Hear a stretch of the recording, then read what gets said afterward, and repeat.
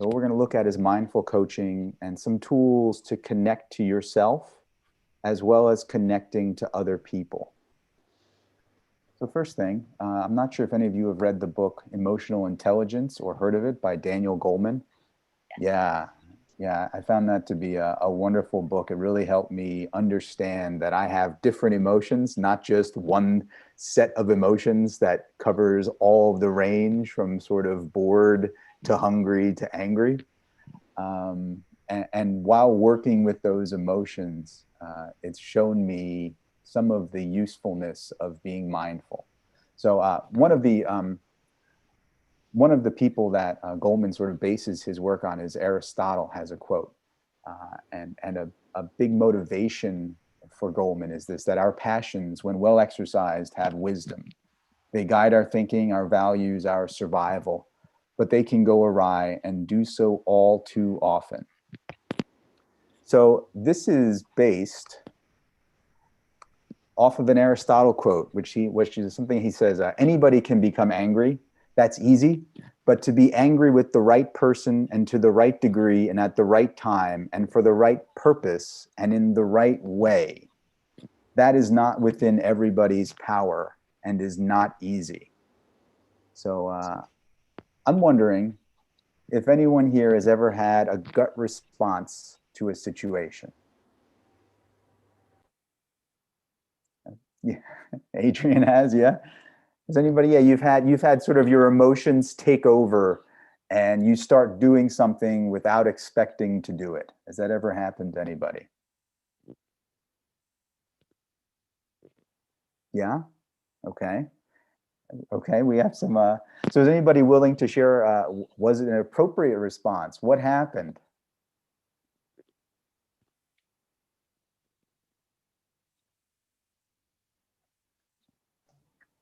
Okay, I had a totally unresponsible, unresourceful episode when something happened in my emotions and it was pretty much like it wasn't that good, Jeremy. Okay. Anybody else? Have you ever had a gut response where your body just sort of took over and you ended up doing things that you didn't expect? Yeah, Darko, what happened? Yesterday, when I woke up, I decided that I need to go a little bit to walk to other place. So I go to weekend, and while driving, I bought Tibetan bowl. It was not expecting. I had that feeling and I bought it. Very nice. Yeah. Anybody else? Maybe one more person. You ever had a gut response that you sort of didn't expect and your body just sort of took over?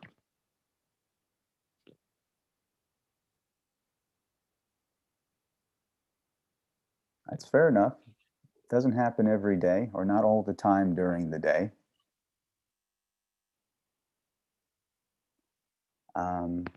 Fair enough. Okay. So anyway, what we're going to do today is we're going to talk about mindfulness, which is kind of dealing with the body and working together with our physical being so that it doesn't take over. And as Adrian was saying, sort of bring us up to this level where we're kind of going, but we haven't decided to go there ourselves. So I'm wondering, what is mindfulness?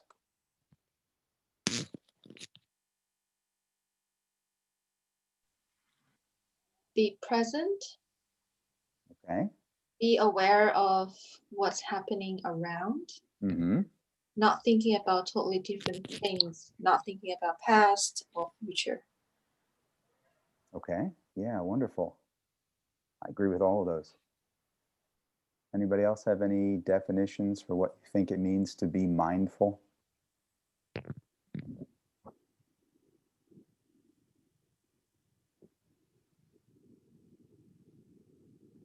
Yeah, Darko.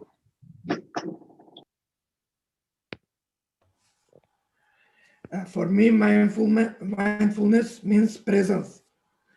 Be present and right now at this moment. And bringing awareness Mm. And when talking about this, I think when we need to be aware about different things about our surrounding, Mm. about and about our body. Okay. Yeah, exactly. Yeah. So we're present and aware of the surroundings. We're feeling our body. What changes if you are being mindful?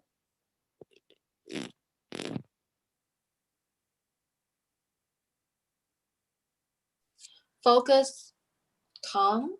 Mm. I was about to say calm and maybe breathing slow, and that's probably mindful, but you could be mindful and breathing fast, couldn't you? You could be mindful and having fun with the kids. It absolutely, this absolutely makes sense, right? If you're in the flow as an athlete, right, chances are you're not breathing slowly as you're sprinting around whatever sports field you're playing on. Yeah, yeah. Okay, so mindful means, yeah, being present. And yeah, it's funny, you guys marked out basically all of the things I was looking to highlight. I'm really happy about that. Right, these are the things I was thinking of: living in the present, being fully awake at each moment, being engaged in the present activity, being aware of the body, the mind, and the feelings. And something I noticed as I was asking that question, this is a new presentation for me. And as we were getting into this sort of real discussion of the mindfulness, I was starting to feel my body, like a little bit of excitement, a little bit of nervousness, a little bit of, is this going to go according to my plan? You know, like that need to kind of control, and the gut trying to hijack the situation. But thankfully, I know a bunch of the people in here, and I recognize that all of you guys are really capable of sort of leading me where I'm hoping to go, you know, and I can let go of that need to control. Sometimes, though, that can be difficult. It can be difficult to sort of release the moment and actually be present. So what I'd like to do now is take a moment to really think about this mindfulness state of mind. And one way I like to think about it, if you know, because sometimes you hear like mindfulness and awareness, and like, what does that actually mean for me in the moment? When I was younger, there were some older people in my household who would sometimes ask me questions like, "Do you mind? Do you mind picking up your room? Would you mind turning off the television?"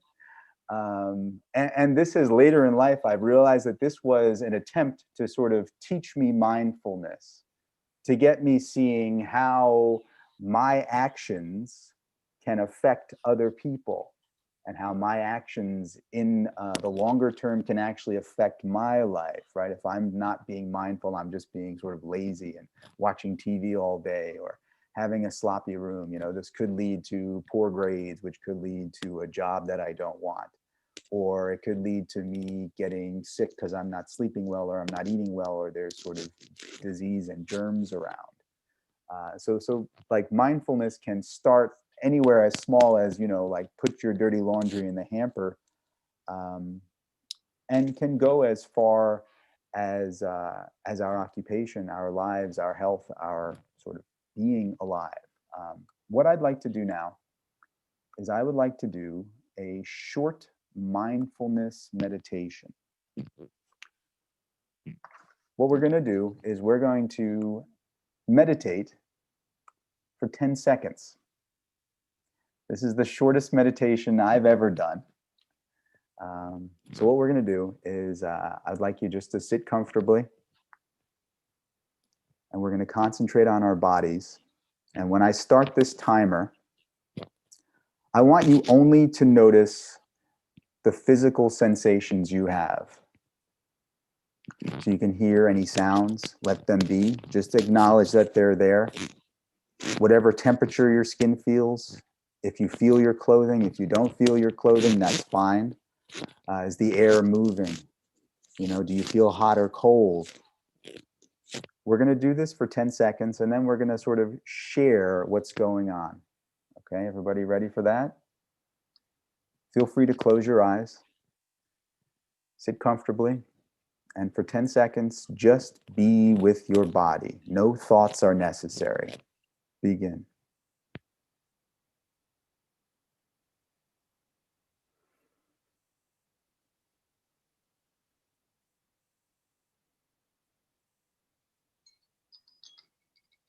That's it. That's 10 seconds. Anybody willing to share? What did you experience?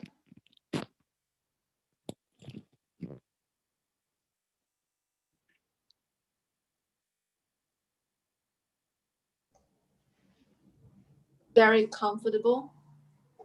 And what does comfortable feel like? Yeah. Want to sleep? Want just to keep going. Okay, wonderful.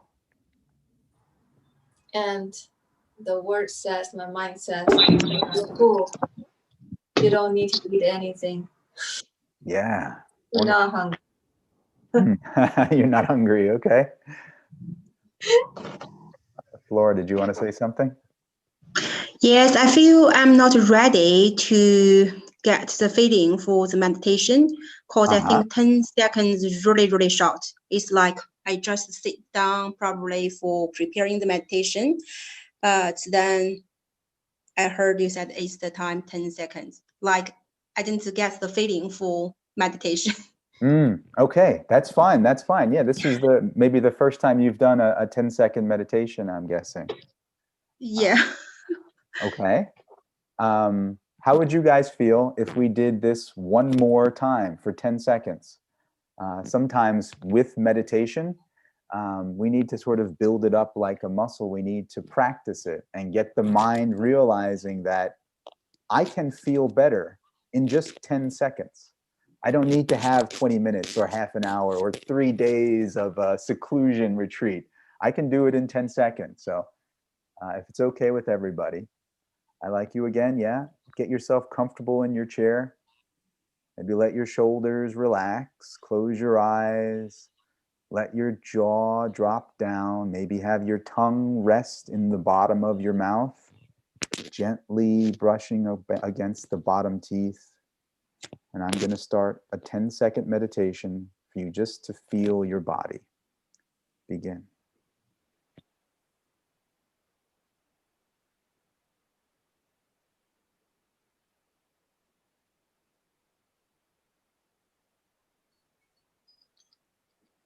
Okay, that's 10 seconds. Any difference this time, Flora? Yes.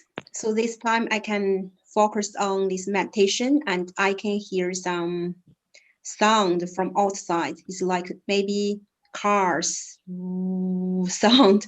Yeah, that's the sound I can hear for the 10-second meditation. Okay, wonderful, wonderful. Anybody else? Did you have an experience with 10 seconds? Like, what did you hear? What did you feel?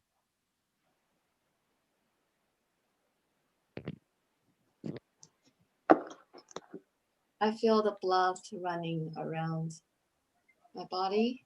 Okay. My eyelids are very heavy. I can literally just fall asleep. If you give me 1 minute. Cool, cool. Yeah, let's just make sure we don't give her a minute. Yeah, no, don't give her too much time. I thought it was interesting though, for me, whenever I do some type of meditation, just getting in the position to get myself relaxed, realizing how much of my day is spent where I'm not in a position where I'm completely relaxed.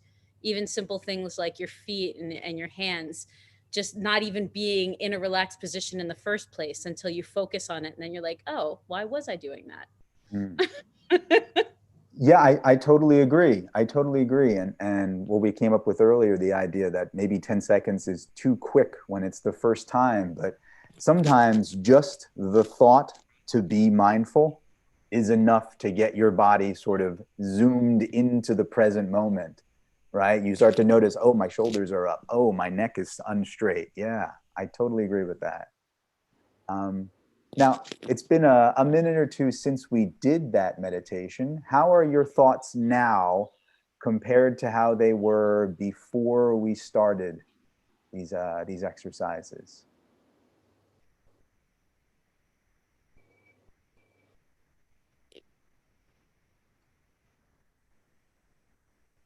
A little recentered. I feel a little recentered. Okay. Anybody else? Thank you, Alyssa. I feel cold at the place I am, so I decide to turn on my heating a bit. Oh, nice, nice. Okay, don't send me the heating bill though, please. Wonderful. So I'm looking forward to doing more. yeah, we're gonna try a couple of other things in a little bit of time. So first thing though, I'd like to do is discuss a little bit about why we might want to be mindful. So anybody have any thoughts on why should we be mindful?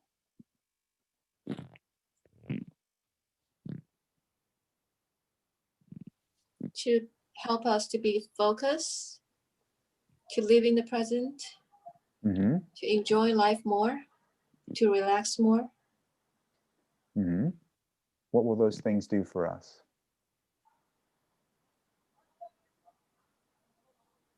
Real self-care. Okay. Okay. Yeah, wonderful. Wonderful. Put you on the spot. You weren't expecting a follow-up question. Apologize for that. Anybody else have any ideas why we should be mindful? Develop and grow our mind. And I guess grow and develop our body mind. Okay. Yeah. Why should we be mindful? I think we can enjoy our life more. Take a mindful eating, for example. If we can have a mindful eating, and we can enjoy our food, enjoy our dinner more. Yeah. Okay. And we've come back to that topic a couple times tonight, right? The idea we started with this veganism, and somebody mentioned we didn't want to be hungry or didn't feel hungry. Yeah. Being mindful when we eat.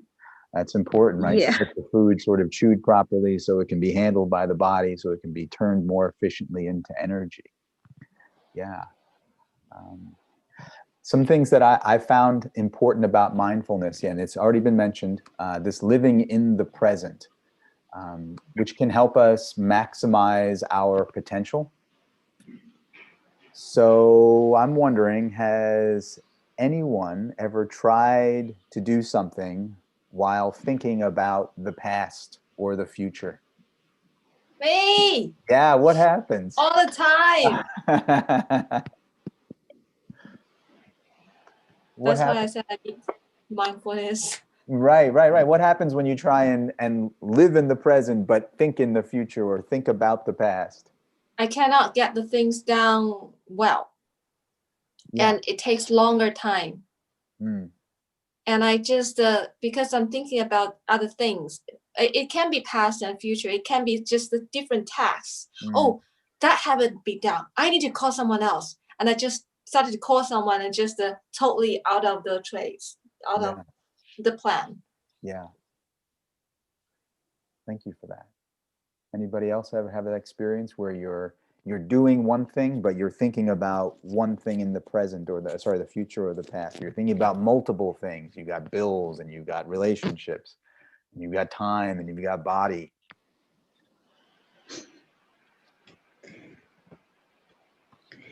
Yeah, that's kind of feeling happened to me nearly every day. How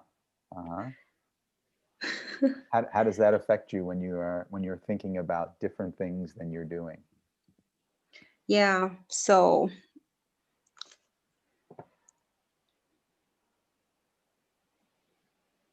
Okay. Yeah. Yeah, it can be difficult, right? Yeah, it's difficult. I get that feeling if I don't have a good morning routine, or I step out of my morning routine, I don't get my morning meditation, my morning peace. And then, yeah, I don't like that feeling so much. Yeah, yeah, it can throw off the day, huh? If we don't do the things that we're expecting to be doing. Another possible reason, yeah, E, you were going to say something? Actually, this week I just experienced extreme frustration because of it. I feel like I'm too busy, cannot do everything. Like literally nothing get done. Everything is pausing because I just cannot focus. I just cannot finish anything because my mind is jumping around, and I feel so frustrated. My mind doesn't work. Like a computer just freeze because so many windows opens at the same time. Okay, yeah. And doing these mindful exercises is a way to sort of reboot, to shut down and reboot, right? And even we just saw 10 seconds can be enough for that. Another thing we talked about was being fully awake to each moment. And this can help us to take advantage of opportunities. Like, have you ever been having a conversation, maybe with a boss or a possible employer, or maybe someone you're interested with romantically, and you start to answer the question you think they're going to ask, and they ask a different question, and maybe you ruin the opportunity? Yeah, done that. Some other things, being engaged in the present activity. This helps us make less mistakes. You know, yesterday I remember I was coming home from some activities outside, and I'm in a new apartment, and there are some quirks. You know, there's a couple tiles in the kitchen that sort of creak and pop. They need to maybe be replaced. And there's a big sill next to the door that goes into the kitchen. And I came back kind of late, and I am mindful of the fact that I have a couple of roommates, and it can get loud in there, and the walls aren't so thick between the bedrooms. And I was going quick, and I was tired, and I didn't want to think, and I sort of stumbled over the entranceway, you know, and it makes this big noise, and then that gets me way into my head, like, oh no, I'm waking up my roommates late at night, and I'm going to cause problems for them, you know. So it's a minor thing, you know. It takes a moment of, yeah, okay, so don't make any more noise now is all I really have to do. But it is a reminder to me to be in the present activity, right? What am I doing now? I'm walking. That's all I have to take care of, is lifting my feet up and putting them back down again. And a final one would be being aware of the mind and body.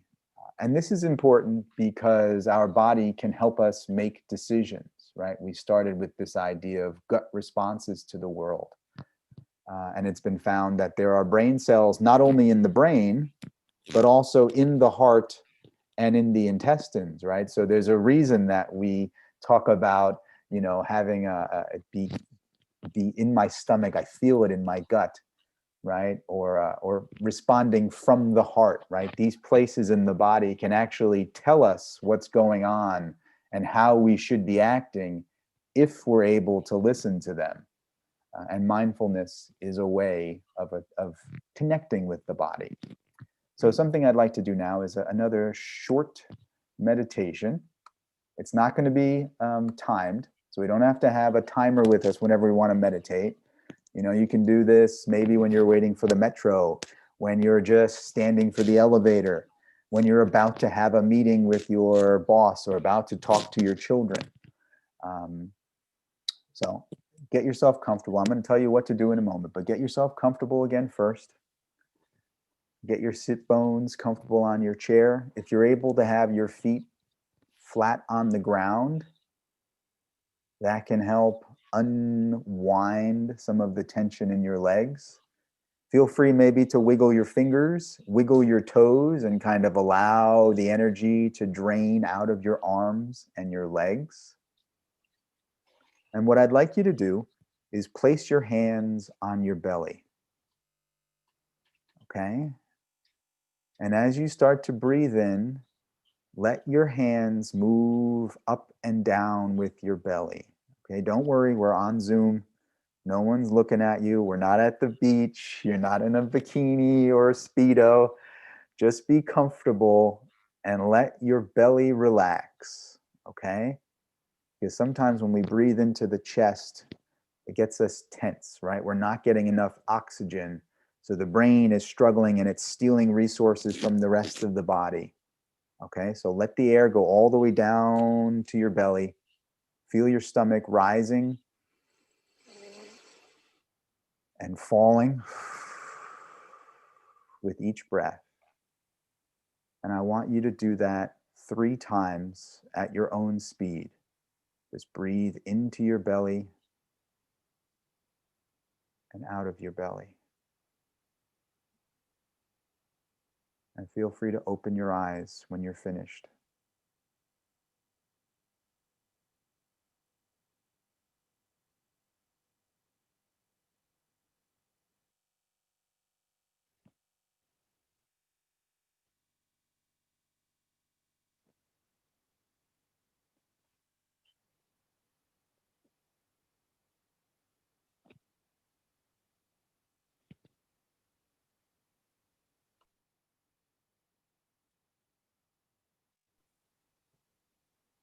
Okay, no going to sleep. You're welcome to come back when you're ready.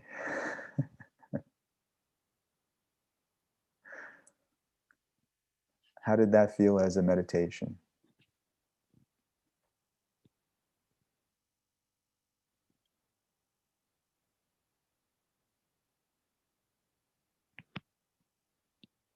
If you were to compare that one maybe to the 10-second version, which one worked better for you?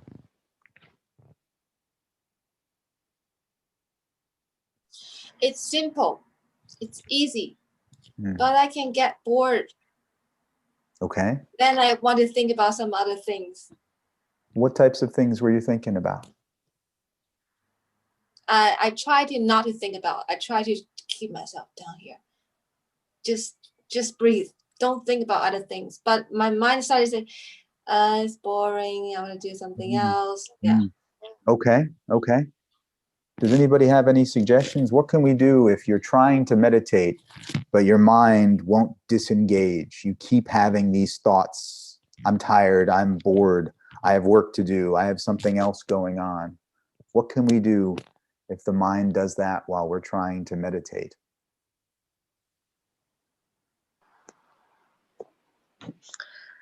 I have a suggestion. My suggestion is we can give us a silent instruction when we do the meditation. For example, we can keep the instruction in our mind to ask ourselves to pay attention to our body from maybe the top of our body to the bottom of our body. If we want to have 5 or 10 minutes meditation, we can have the peaceful, slow instruction, and then maybe we can focus on the instruction and pay attention to each part of our body. Absolutely, very cool. Yeah, that sounds like you're describing a body scan, right? Where we go each part of the body and think through it. Okay. Any other ideas? What can we do if the mind is racing while we're trying to meditate?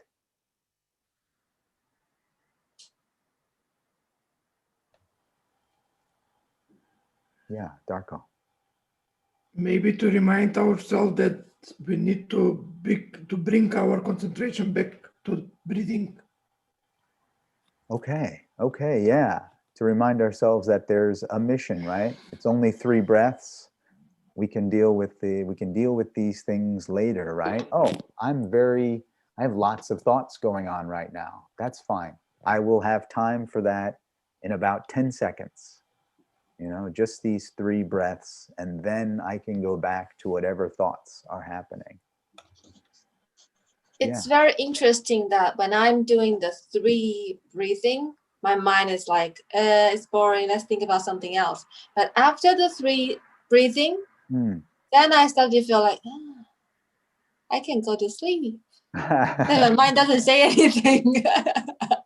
Okay, wonderful. That is exactly what the goal is, right? To make a break between that constant mind chatter, right? The mind is constantly telling us what we're supposed to think, how we're supposed to feel, what we're supposed to do.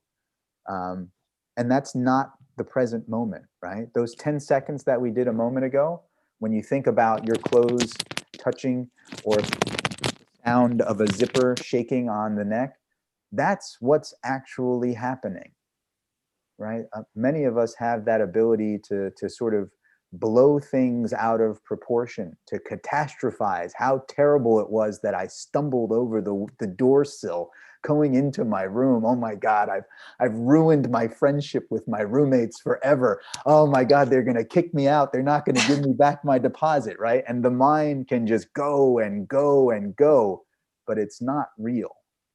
Okay, what is real, yeah, is, as Flora was saying, focus on the breath. Yeah, hear the cars outside. And then exactly as you're saying, after we consciously do that for even 3 breaths, even 1 breath, even as Alicia was saying, even thinking about doing that can be enough to bring us back to right now, where we're more capable, more resourceful to handle whatever's going on in the world. Okay, so we've done a few exercises and talked about mindfulness a little bit. I feel like now might be a good time to switch to a discussion of coaching. And now I know many people in here are coaches themselves. So I'm going to ask you, as a client, well, what is coaching?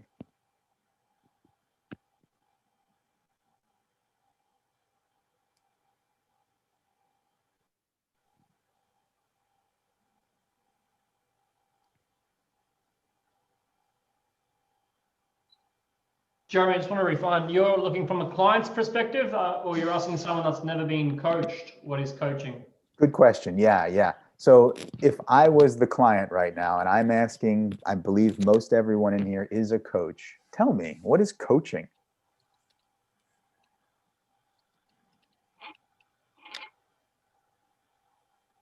Helping people access their perhaps their whole self or their own genius within. Wonderful. Accessing the whole self and helping the genius within. Any other definitions? What is coaching? Yeah, Johnny. Yeah, just got home. Actually, a coach is helping his clients to be more mindful. So actually, if I'm looking for a coach, I'm actually wanting this coach to make me more mindful about my own situation, help me look from a different perspective. So kind of help stand still in the way that I myself normally would not do. Wonderful. Bonus points for connecting coaching to mindfulness. For me, I think it's just a way to help people to reach their own goals. Okay, yeah. And then if I was looking for a coach, I'm a client, I'm looking for a coach, how should I gauge if the coach I'm working with is effective?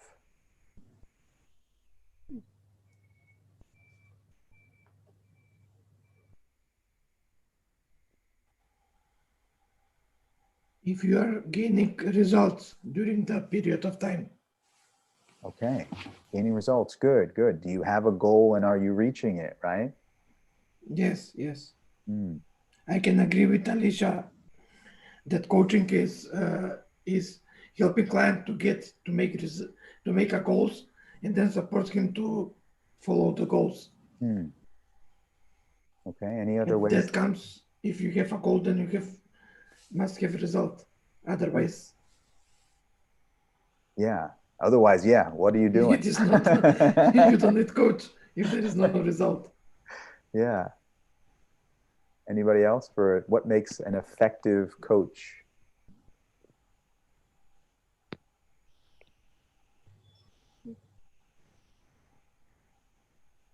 Coach sees potentials of the clients that the potential cannot see by themselves.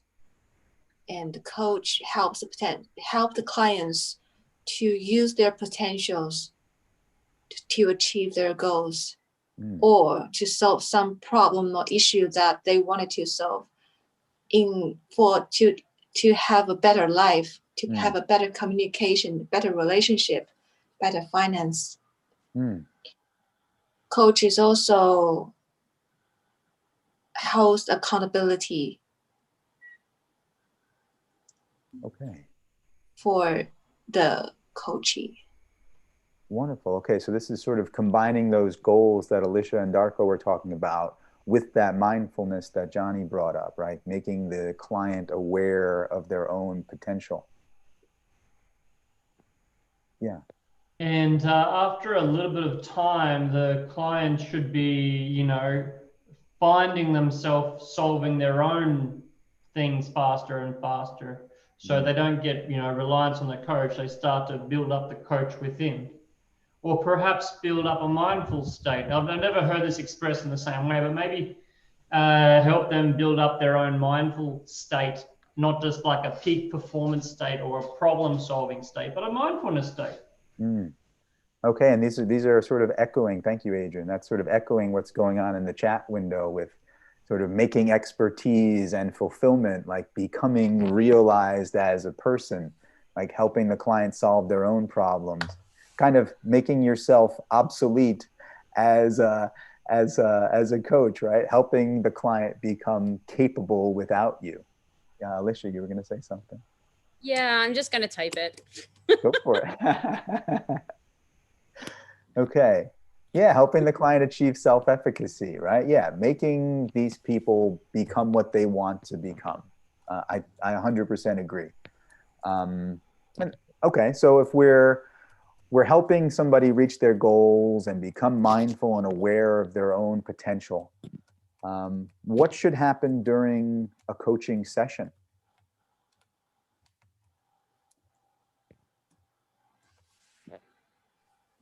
First thing is the coach needs to be mindful, to be present, to listen to the clients actively and ask questions, maybe use their own language, use their own stories to connect more with the clients.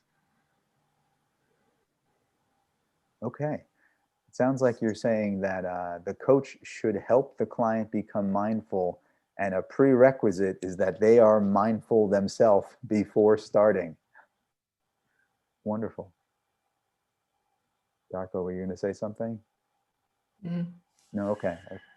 Yes, I am thinking maybe the coaching session should be separated in parts. So at the beginning, we are listening to the clients about the situation, their situation. In the second part, we are asking them question regarding our background, questions which can bring awareness to the client.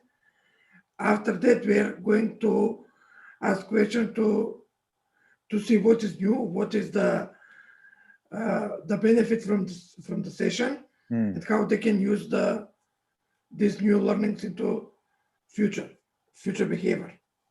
Okay. Maybe something like this. Very cool. Yeah. This idea of how to reach the goal, and this is sort of echoing what Estrelita has just posted, this asking the client what they want and then giving them what they need, right? So setting sort of a goal for the session and having the goal be the client's goal, not the coach's goal. Alicia, you're muted, it looks like. But I want to hear, and we want to hear what you're saying. I said what Yizhang said before about being mindful ourselves. I think that goes with the whole idea of, as a coach, that we're also modeling the behaviors and the things that we're hoping to help the client to achieve in their self-efficacy path. Yeah, absolutely. Thank you for that. Yeah, we're the model, right? We're not a parent, but we're a friend who has already been where the client is trying to go, ideally. Any ideas what the coach can do after the session?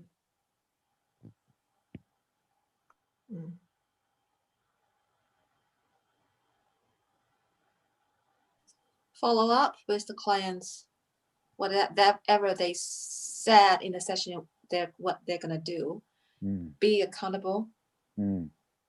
Check, are they really doing it? If they have any problem doing it.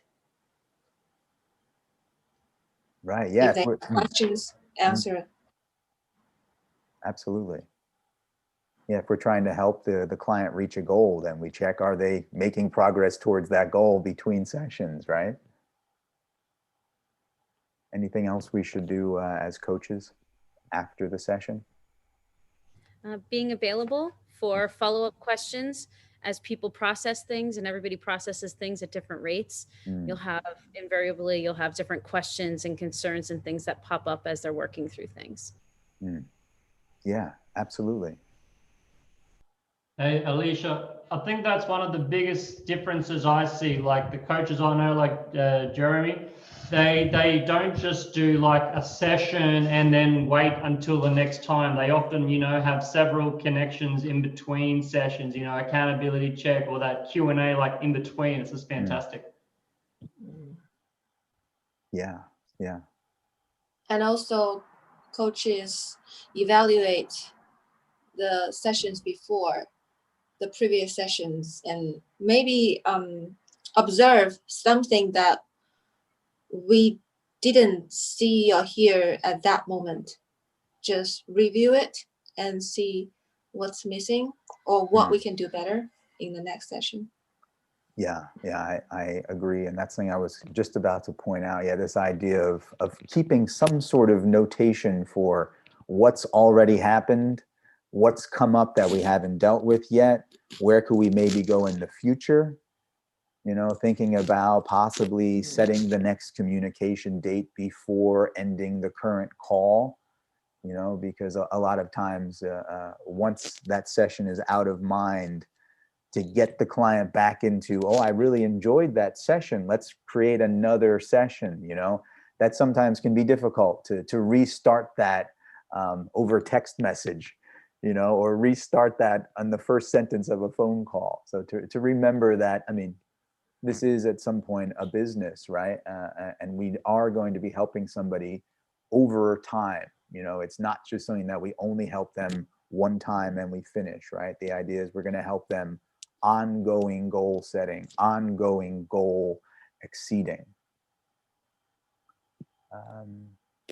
So coach should be somewhat different from the regular order, like having humorous thought. Yeah, humor is great inside of a coaching session, right? Creating those good feelings that can be associated with the progress that we're making. Okay, good. Yeah, and Eve pointed out being retrospective, reviewing what was done. And what are some of the upcoming challenges, which I think is sort of what Adrian and Alicia were talking about, this idea of kind of checking in with the client and letting them know. Yeah, Darko. Something pop ups in my mind while talking. According to me, as BVS coaching, I have to be aware that coaching is a process, happens within the session, like we are talking with coachee, and between two sessions. Yeah. So there is two parts in coaching. Okay. Absolutely, right? Right. There's the Yes. So I'm wondering if there's anybody willing to volunteer for a laser coaching session, 5 or 10 minutes.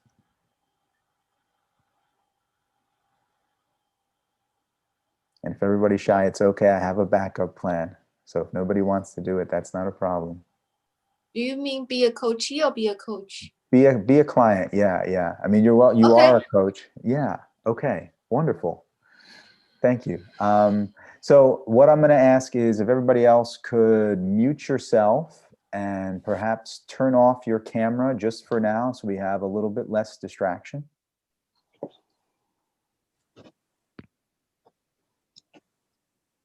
Okay. And as we're talking about mindfulness, I'm going to be a little bit directive in the sort of issue we're dealing with. But before we start, I want to ask, is it okay if I interrupt you just for the sake of time, since we're going to do about 5 or 10 minutes? If there's something that it's like, okay, we can move on from that. The details are fine. Okay, thank you. So what I'm going to recommend, and you don't have to tell us the details of who they are, but if you can choose somebody or some situation within the last little bit of time, today, yesterday, the last few days, where a problem came up. Okay, do you have something in mind? Okay, so I want you to let that problem be in your mind for a second. Relive what actually happened. Okay. And I want you, if you can, to search your body for what happens when you let that problem happen. Let it get even a little bit bigger if you want. Let it be a worse problem. What actually happens in your body?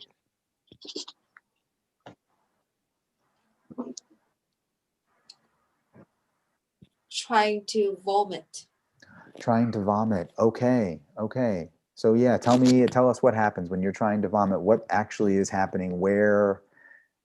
What feeling do you have?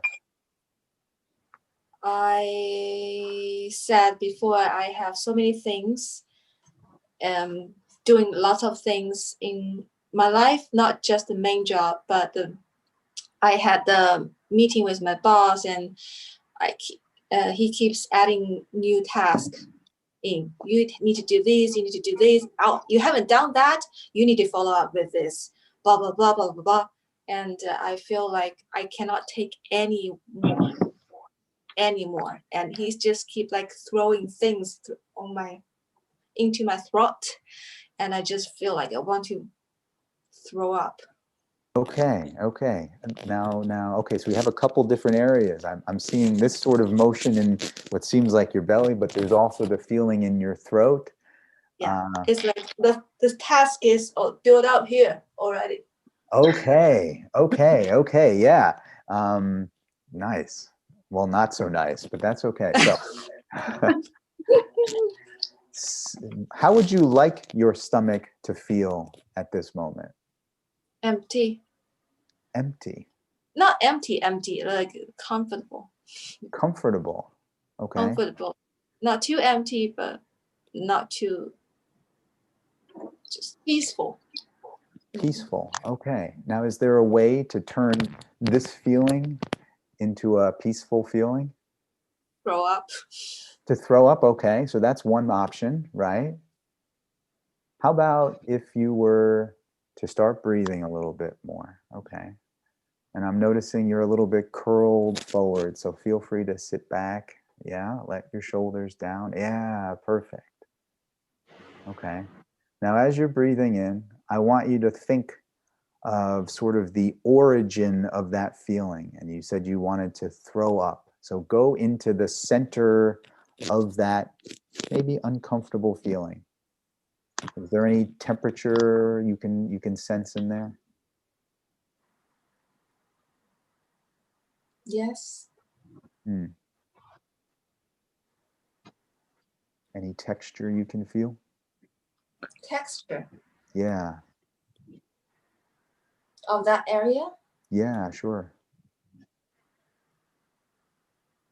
I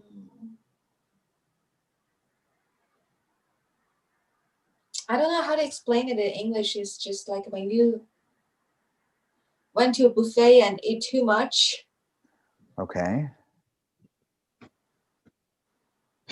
Maybe you're feeling and didn't even chew well. Like it's still, the shape is there. Like it's not really smooth. Okay, sounds like you weren't listening to Flora. You were listening maybe to more of the American eating style. Okay, about how big is this feeling you have? it's built up.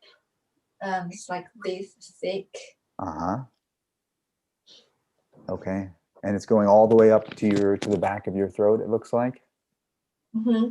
From here to here. Okay. Okay. So as you're breathing in, I'd like you to first concentrate on the back of your throat, the very top of that sensation. Okay. And with each breath, breathe right into the top of that sensation. And I want you to imagine it opening up and expanding, loosening its grip on your throat. You can maybe feel it gently pouring into your shoulders. You can carry some of this weight elsewhere in your body. Keep on breathing in as you're moving down past your throat, maybe to the top of your chest. Same thing, it's opening up. Okay, remember to breathe into your stomach. Okay. Make sure your feet are comfortable on the ground so that your whole body can start taking on some of this sensation. You can spread it out. Okay, it doesn't all have to be in your belly or your chest or your throat. Keep on breathing. And I'm noticing as I'm talking to you, I'm feeling a little bit of this kind of butterfly twitching in my belly still. I'm still feeling a little bit of like my stomach is flipping around. So if you're feeling anything like that, just breathe now. Keep pulling it down into your belly. Allow your stomach to expand around this sensation, to make more room for these feelings to sit there. Allow them to expand and loosen. With the next breath, I want you to also look up into the top of your head and see if there's any space up there that you're not using as your body has these emotional, maybe uncomfortable feelings. Has there been any change in this sensation yet?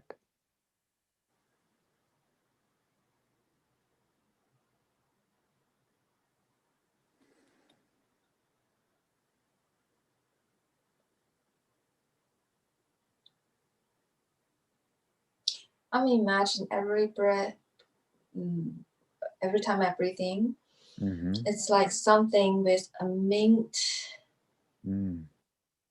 taste, mint smell, that melting all the taste of food in me.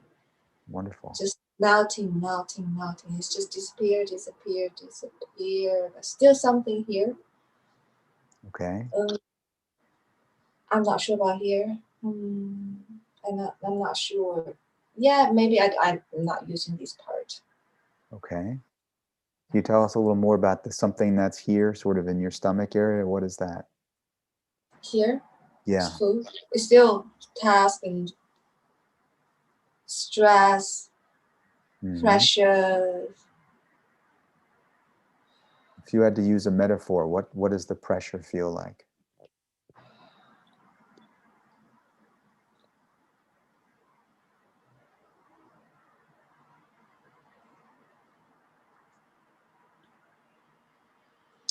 The cement.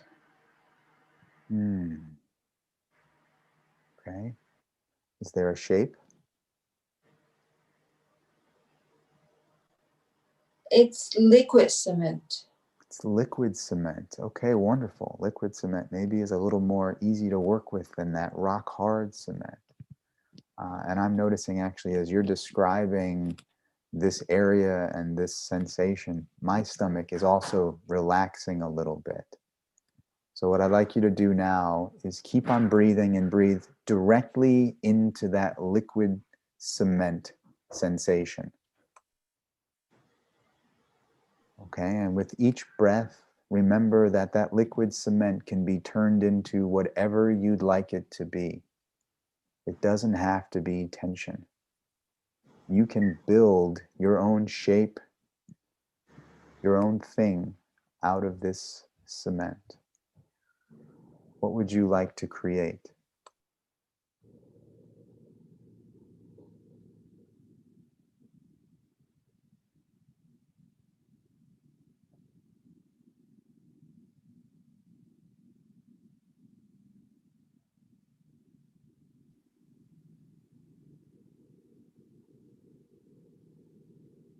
I want to melt it and going. just disappear.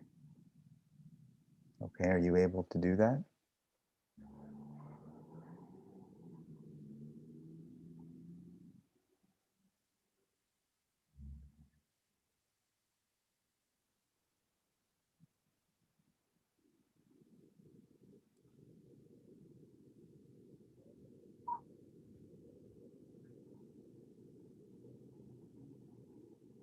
No, I need some instruction.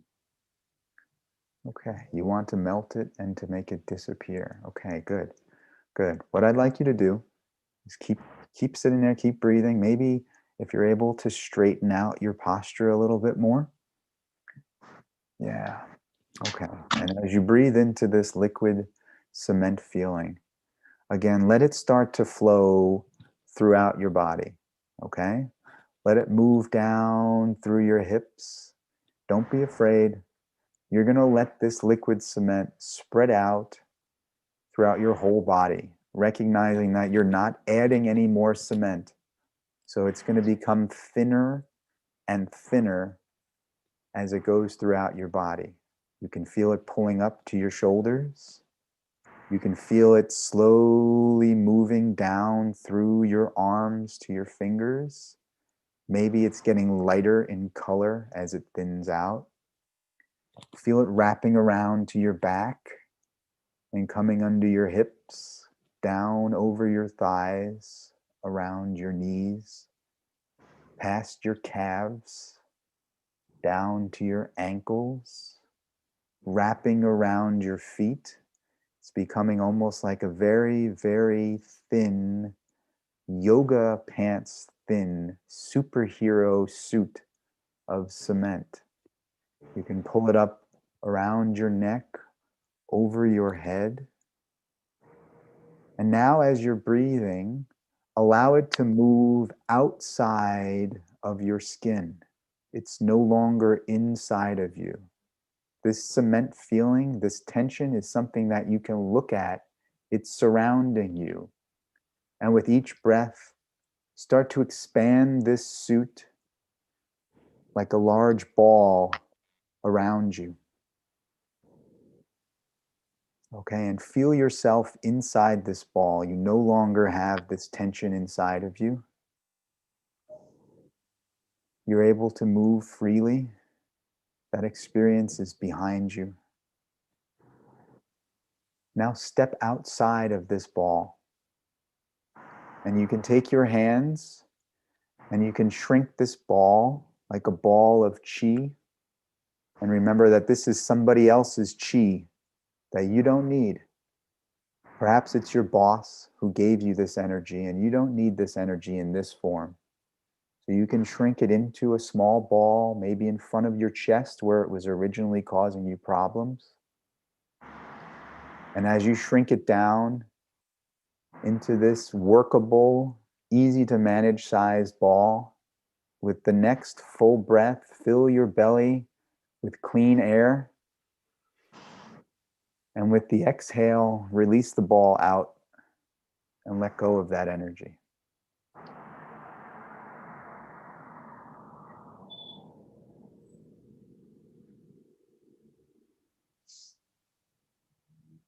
How are you doing? It's gone. It's gone. Okay. I'm going to invite other people to turn on their cameras if they want to, and you're welcome to open your eyes and join us as yourself again. Do you have any feedback for us? How did that go for you? Yeah, it goes very well. I just thinking, wow, being a coach needs a lot of imagination. But yeah, when the cement stops here, I really don't know how to deal with it. But you help me to. That's a really clear, like smart strategy to expand it and make it thin enough so that it can come out from my skin. And I'm able to do it, and I can just feel that it is out of me. Even if I'm in the ball, I can feel it's much lighter, and I can just step out of the ball and just leave it behind. But you told me to shrink it. Wow, that's even better. I'm glad to hear that. Thank you. Does anybody else have any feedback? Anything you saw, you noticed that you would change, that you liked, that you didn't like? Yeah.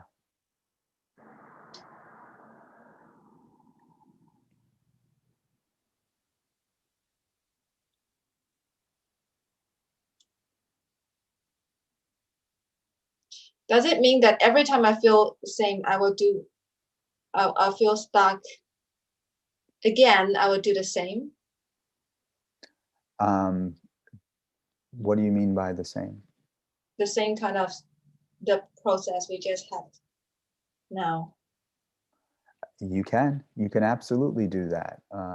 Lots of times, what I've found is when I have tension in the body, what it is, I mean, we talked about a laser coaching session. It's that laser focus on the discomfort, and it's not being mindful of the whole body, right? And we have this large body that's able to withstand a lot. But when we only use just this little part of the stomach or just this little strip in the middle of the body, we're overlooking all the potential we have to sort of use the shoulders to open up and expand, to use the brain to change the mindset and reframe what's happening. So yeah, you can do that. You can absolutely concentrate on the discomfort. Imagine yourself breathing into it and sort of expanding it out and seeing what's inside. You know, sometimes you'll find that there's actually a different problem inside of the discomfort. And as soon as you sort of shine the light of mindfulness on that, it'll do like a chain reaction and open up your body. But yeah, you can absolutely do this same type of meditation and try it out. What I'm feel is that I'm in the issue. I feel the tension, and my whole focus is here. It's hard for me to think out of the box and think about other parts of my body. So that's where coaching is really important, because from coaches from the outside and look at me, so that give me more options, help me to give me more options. I agree 100%, right? It's really nice to have a second set of eyes and a second brain helping us deal with issues.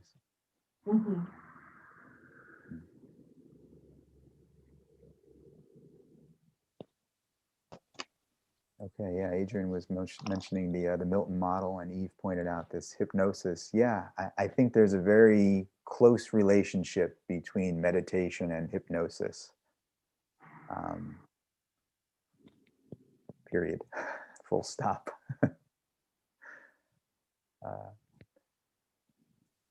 Does anybody have any questions about anything we've covered so far?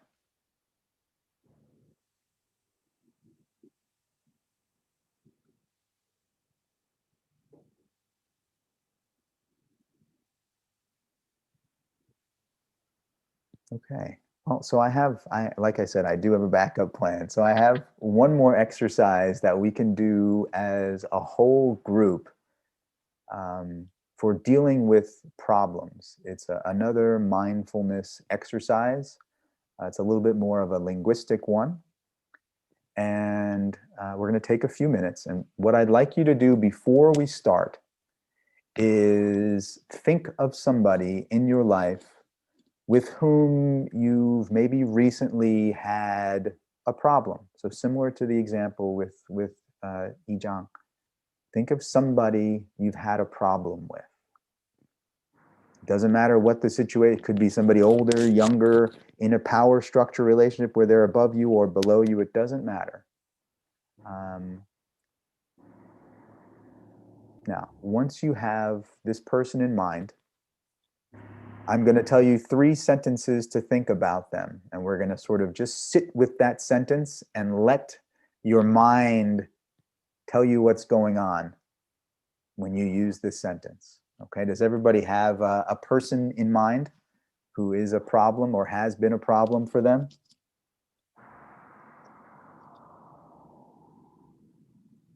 I'm going to take that as a yes. Okay, so think of this person. And if it's a he or a she, that doesn't matter. What I want you to think first is, this person is a problem. This person is a problem. Imagine that and let your mind wander wherever it goes.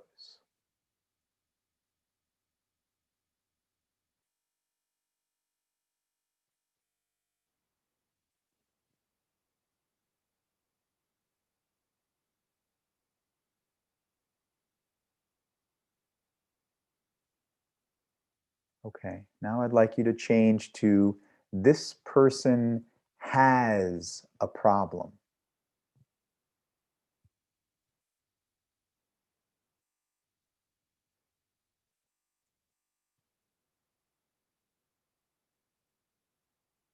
Okay. And now the third sentence is, this person is on a learning journey. They are capable, resourceful, and full of potential.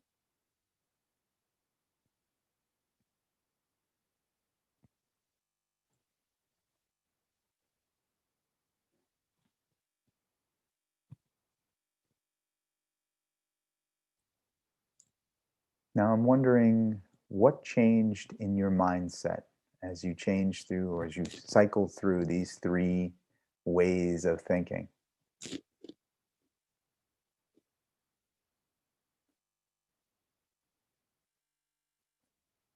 Adrian, I see a big smile on your face. Yeah, the first one, I felt my shoulders coming in like this. I'm like, I had to shake it off. Uh-huh. And then the last one was particularly good. You know, they're a person on a learning journey. My thought was, actually, does this apply for people that are pretty old? Uh-huh. Yeah, old dogs can be taught new tricks.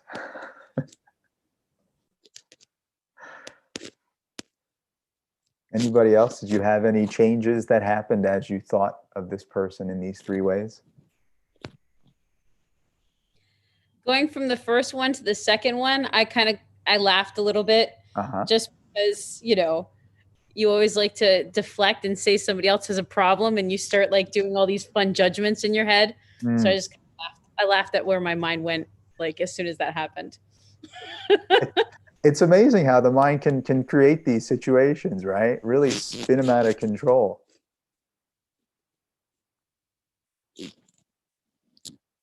How about any emotions that you had as thinking through these three different mindsets? The heaviness become lighter and lighter, especially the gap from the second sentence to the third. It's just suddenly, wow, okay, I can forgive him. Right? Yeah, yeah. We're all human, and humans make mistakes. Darko, did you want to say something? You were sitting up.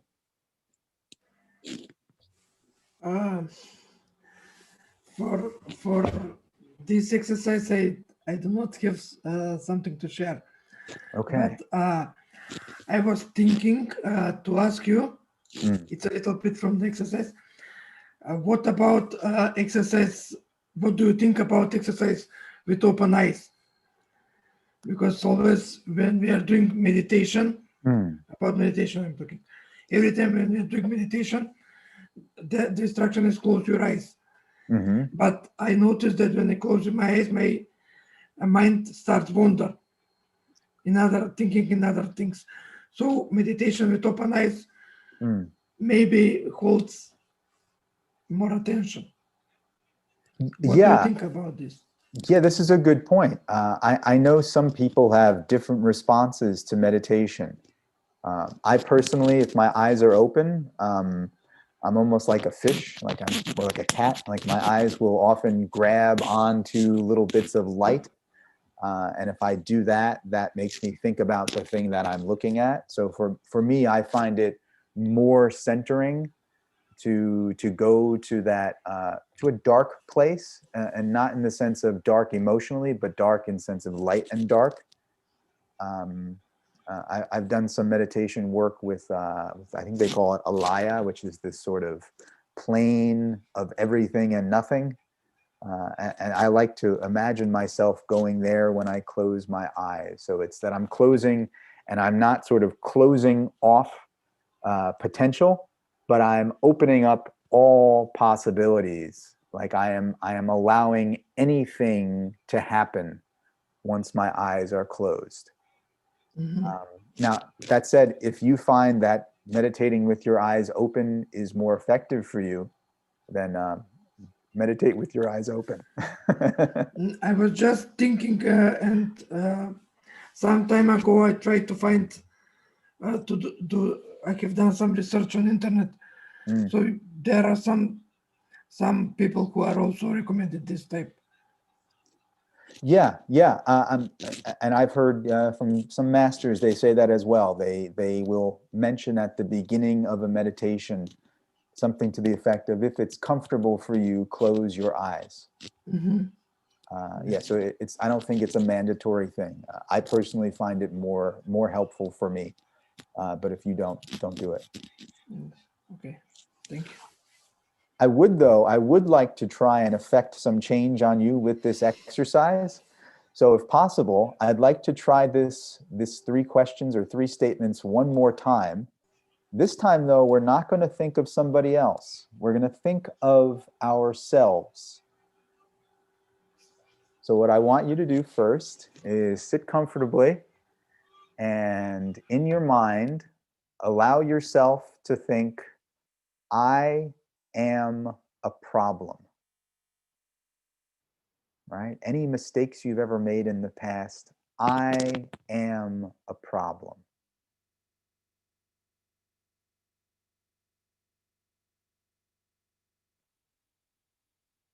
Keep thinking of those mistakes you've made, the things you said that you wish you hadn't said.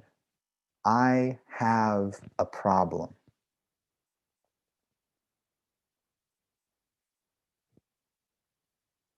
Remember any embarrassment you might have had from the situation you got into, the feelings you've hurt on people, the anger you had, the resentments. And remember, I am on a learning journey. I'm capable, resourceful, and full of potential.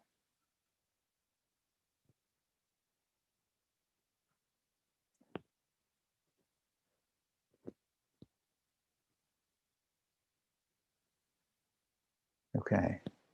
How do you feel about yourself going through this cycle?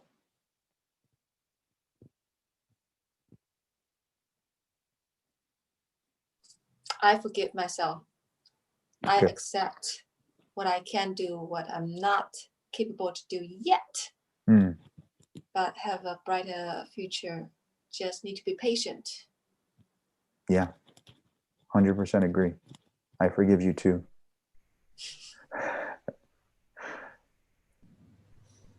I think changing those from one to the other gets rid of that inner judge inside your brain.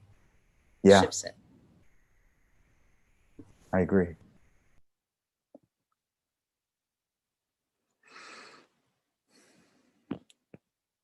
Darko, did that give you any different feelings this time? Yes, in some situation, I found out that in some situation maybe I am the myself is doing is the problem, not the other person. Okay, is that okay with you if you're the problem? I'm sorry, continue. It changed the responsibility. So if I think that the problem is within myself, I'm taking responsibility to solve the issue. But if I think that other person is the problem, then I am pulling off the responsibility for that.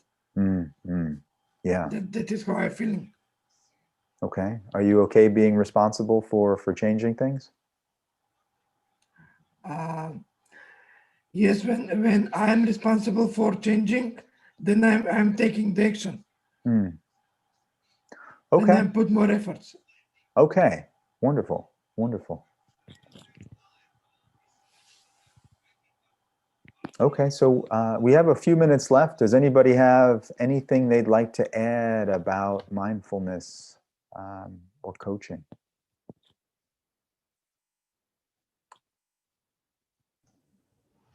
I'm sure you'll cover it, or I'm sure you do this in your actual work, Jeremy. But I also find this particular thing excellent. You know, if going into the actual emotions and seeing what's there, you know, like someone has anger, but they sit with it and suddenly they have sadness or something instead. I love seeing it in that aspect as well. Yeah, yeah. Feeling the emotions that are underneath whatever is going on. Yeah, accepting them. You know, yeah. Sometimes in my sessions we'll do affirmation work, right? That I accept that I am, and you can insert whatever emotion it is, you know, and let yourself actually be as you are for a moment. And as Alicia was saying, to turn off that inner critic, that inner judge, you know, like let yourself be upset for a moment. Let yourself be frustrated, tired, hungry, thirsty, wanting a sweet snack, you know, wanting to yell at somebody. We don't have to actually even do these things, but even allowing ourselves to feel the way we're feeling can be really empowering.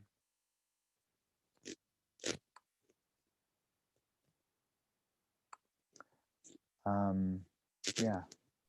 I can see that it's a daily like practice to make it more and more mindful. So the meditation we have, that when every time we feel stressful, we can do that meditation. But what I feel is that after that, maybe a few hours, good, but then it's coming back. It's a little bit like Bandit at the beginning. The meditation feels like. Until we really master it, we really do it more often, frequently practice the meditation so that it comes faster, quicker, more effective. Just like the 10-second meditation you had in the beginning. And maybe combine with other technique we have the coaching, by coaching ourselves, by coaching the clients, combine with other techniques so that remove the base, but also use this meditation to help. So yeah, it's not just the one technique. Yeah, I agree. A lot of times in life, we have these sort of situational programmed responses, right? Somebody says something I don't like, I get frustrated, I get angry, I get depressed, I get embarrassed, right? And this is sort of the brain has this gut response, right? I feel this way when somebody does that to me. And it like happens so fast. It happens so fast. Exactly. And you're 100% correct that meditation, it's not like we're going to meditate for 10 seconds twice today and we're cured. That problem no longer exists, right? But the idea is that we have this sort of baseline buildup of maybe negative or ineffectual responses to the world. And each time we meditate, we sort of get one more layer of defense against getting bent out of shape, against that gut response. And as long as we sort of keep on doing it, eventually, we're going to fill up the tank of mindfully responding to situations higher than that sort of gut emotional, animalistic, just fight, flight, flee response to the point where maybe there'll be that flash of the emotion, but we'll be able to say, take a breath. Relax things down. What am I actually feeling right now? Why am I feeling that way? What can I do? How would I like to feel? And start taking the steps to actually resolve the issue as opposed to living that there's a problem, there's a big problem all around me and I can't do anything about it. You know, we can actually start to solve the problems. Right.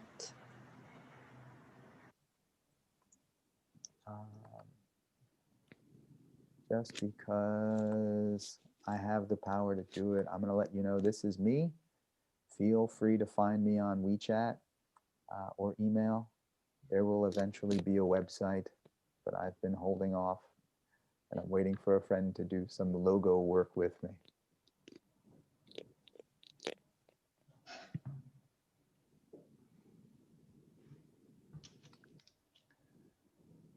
I love it. Coaching anyway. Doesn't matter about business cards, web pages, any of that. Just get in and start doing it. Mm. I really enjoyed this session, Jeremy. Really nice, mate. Really nice. Thank you for having me, Adrian. Yeah, that was really good for me as well. Yeah, and thanks everybody for participating. I know it's Sunday night. Maybe you're thinking about other things. So to join me for an hour and a half and get involved, that made it much easier and much more enjoyable for me. So thank you. Jeremy, I got one more question. A lot of people struggle to start meditating. I'm assuming you're a regular meditator. Keep going. Yeah, what's the question? Yeah. Is there a point for you where suddenly it was just like, I don't know, the light was on or something, and then the meditation just became easier? Like for me, I was meditating and struggling for a long time, but suddenly I had an experience and everything just became easier after that. Like I looked forward to meditating after I had that experience, but before I had that experience, it was hard work. Did you have something like that? I did have an experience like that. I've had several like that. Yeah, there's been sort of stages in the ways and the types of meditation I do. I think what's been most important is again to not feel like I have to meditate for an hour starting now. You know, to not feel like my thoughts have to turn off. That's it. I can't have any more thoughts. To be really gentle with ourselves and acknowledge that just the thought that I would like to meditate, that is a success. And to start celebrating those. I think that's a really good entrance into improving and deepening your meditation experiences. So guys, if you're finding meditation a challenge, stick with it and hopefully you'll have some experience where things will come easier and you'll be rolling into it and looking forward to it. And as Jeremy just said, just looking forward to the next opportunity. I know there are many meditations, like guided meditation, even guided meditation seems like a lot of styles. Non-guided meditation also have different kind of styles. When you go to meditation, do you choose which one are you going to use?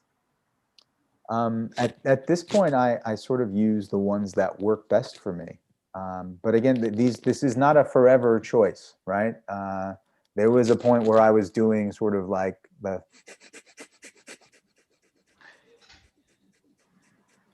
and that was the type of meditation that I would do because that would really locate my body, right? It would make me breathe, clear out my passages. That's not the way I do it anymore. Then there was a point where, I don't have it on anymore, but I have a rosary where I would do one prayer for each meditation. And that was the way I was doing it. So yes, there are lots of different types. I really encourage you to experiment with as many as you feel like and use the one that feels comfortable to you, and don't be afraid to change. Like, you know what, the last week I've been doing that thing and it hasn't really done anything. So go look for another one. You're not signing a contract with it. You're able to do whatever works for you. I feel the opposite because there's so many choices. I feel overwhelmed, like, okay. Which one to choose is kind of work. Okay. So you're sort of asking like maybe what's an easier one to start with? I don't even have the motivation to look at all those different kind of styles. And what I know is just sit down, music on, sit there for like 5 minutes or so until the music's off. But And does that work for you? Does that get you to the place that you want to be? Sometimes it is, sometimes it's coming down. But if I want to make it a routine, it's hard. It become a task for me, like, oh, meditation time. What's the goal? And I apologize. It's basically our ending time. So if anybody has to go for other commitments, please feel free. And maybe John, maybe we can have this conversation over WeChat or something like that. If that's all right. I'd be more than happy to continue this. Okay, well, thanks everyone for coming along. Thank you all very much. If you do like to stay a couple of minutes, that's fine. I might stay a few more minutes if anyone else wants to. Do feel free. And I look forward to seeing some of you guys next week. Thank you very much, Jeremy. But I might switch it off. Okay, thank you, Jeremy. Thanks, Darko. Nice to see you. Darko.